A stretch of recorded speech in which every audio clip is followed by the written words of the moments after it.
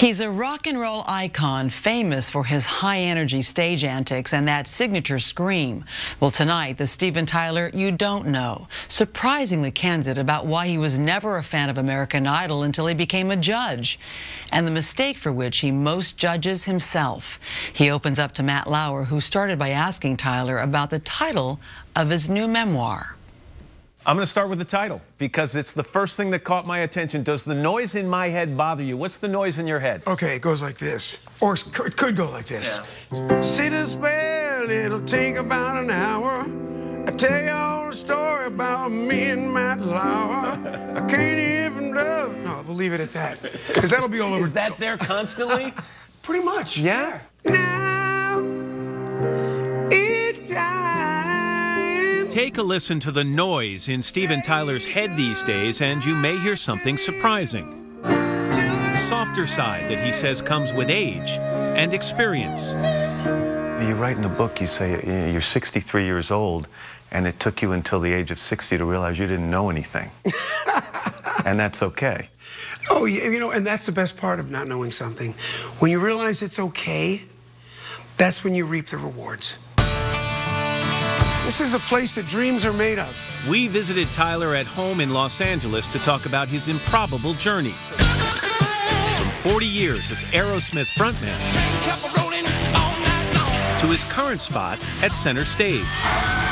That's the story told in his new book out this week, a rock and roll memoir with plenty of sex and so much drugs, you have to wonder how he kept track of it all. I must admit, of all the things I ever lost, I miss my mind the most. But when it comes back strong, Matt. Come on now.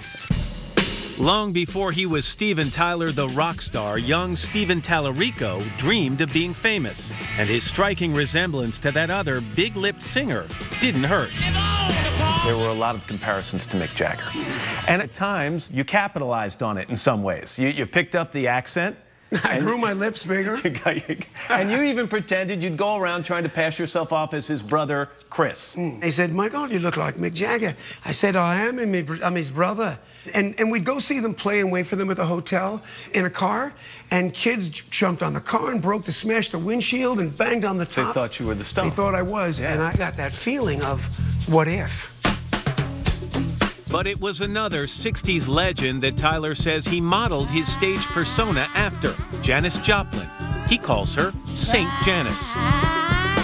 The people throughout history who said, yeah, Steven Tyler took a lot of his inspiration from Mick Jagger. No, you admit in the book that it was a female rocker and it was Janis Joplin. Why her?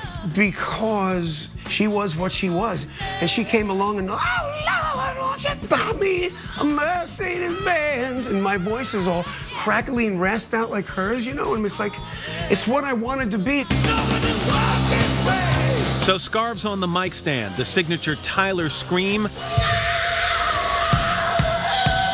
Thank Janis Joplin for that. But the song that has defined Tyler's life and career more than any other, he wrote himself. He says Dream On came to him like a piece of divine inspiration some 37 years ago. And think of the lyrics of that song. That is a song about a guy looking back over the vast terrain of his life. Really. And here you are, this 26-year-old kid. It seems like it couldn't come from you. Tell me about that song. Well, I wrote that song, and I'm sitting up at the barn, and it's like, you know,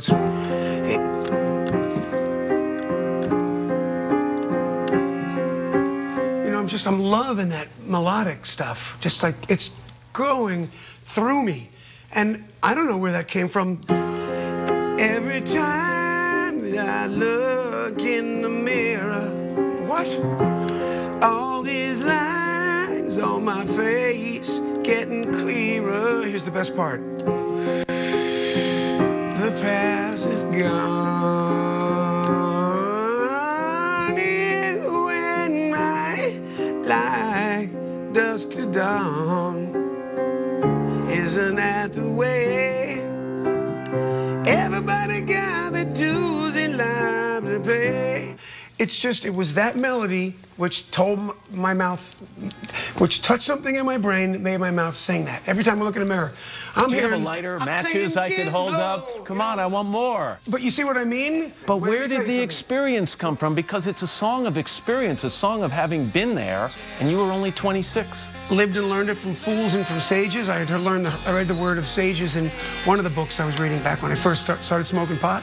Then again, on the other side of it, I don't know where the hell those lyrics came from.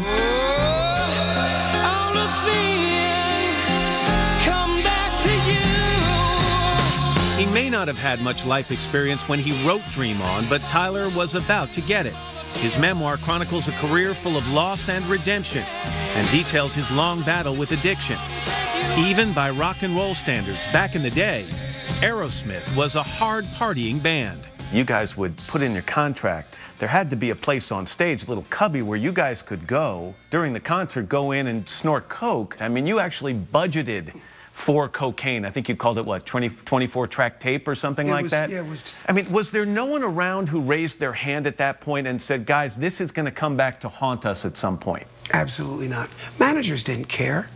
They were glad we were making them all money. And they may get angry at that, but it was also a thing to do. I can give it up at that. And by the way, bands like Aerosmith, if you look at the 70s, how many albums we did, how many songs, and how many territories, you know, we conquered, playing 3 shows in a row. I needed blow. I needed that cocaine. I needed that. I needed it. So what toll do you think it took on you, emotionally and physically? I spent a lot of time high and wasting time. Looking back, I hurt a lot of people. It's really a one-way street. I still like the ride, but it's a one-way street.